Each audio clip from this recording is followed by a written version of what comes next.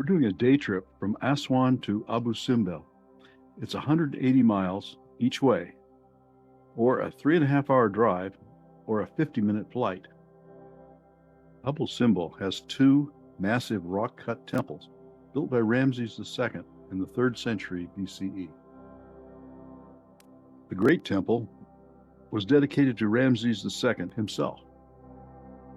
The smaller temple was dedicated to his favorite wife, Nefertari. In the 1960s, the Aswan High Dam project would flood this area, and Abu Simbel and several other temples would be lost forever. In this 1906 picture, you can see the original site. The decision was made to relocate the temples 280 meters inland and 65 meters higher than before. This effort required 40 million hours of work and cost $40 million in 1960 dollars. Today, the temples, inside and out, look like they have always been there.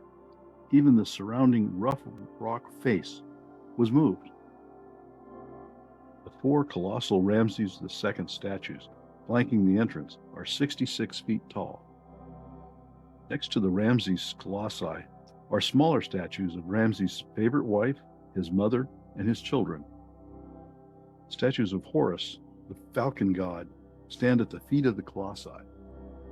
Over the entrance are reliefs of Ramses worshiping Ra, the sun god. On the base of the colossi is a relief of bound Hittite prisoners from the Battle of Kadesh. The first room is a hypostyle hall supported by 8 pillars fronted by statues of Ramses as Osiris. And once again, tourists have left their mark over the years.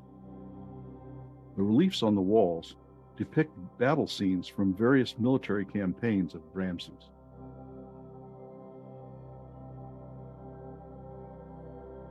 The Battle of Kadesh is believed to be the largest chariot battle ever fought, with 5,000 to 6,000 chariots in total.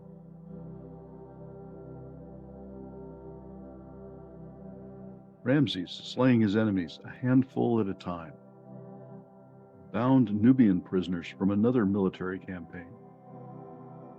From the hypostyle hall, we enter a second pillared hall. The pillars are decorated with offerings to the gods. The walls depict Ramses and Nefertari with the sacred boat of Ra.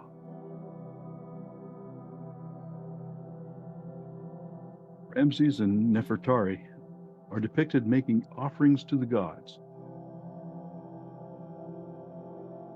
The next doorway leads to a transverse chamber in the sanctuary. Transverse hall leads to a maze of rooms.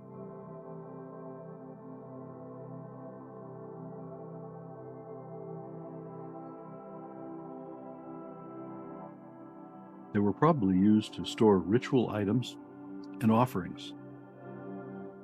Walls are covered with depictions of offerings to the gods. The last room is the sanctuary. It contains a statue of the gods Ra, Amun-Ra, and Ptah, and the deified Ramses.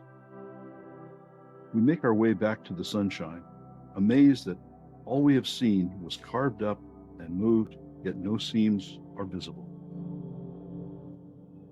About 100 yards northeast of the Great Temple is the Temple of Hathor and Nefertari. The rock-cut facade features 2 groups of 3 colossal figures separated by the temple entrance. The statues are 33 feet high. Nefertari is flanked by the statues of her husband, Ramses II. The hypostyle hall is supported by 6 columns. Each bear the face of Hathor, the goddess of music, dance, love, sexuality, and maternity. The backside of the pillars show Ramses and Nefertari making offerings to Hathor. The walls are decorated with more depictions of offerings being made by Ramses and Nefertari to various gods.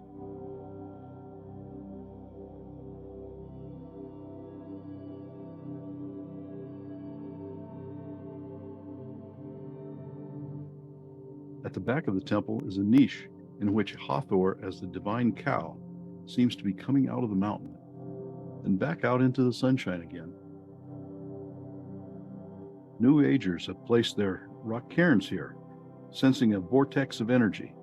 I don't know if it's the energy I feel, it's more thankfulness that people took the initiative to save these amazing structures from the rising waters. Now we're off to the airport and our flight back to Aswan.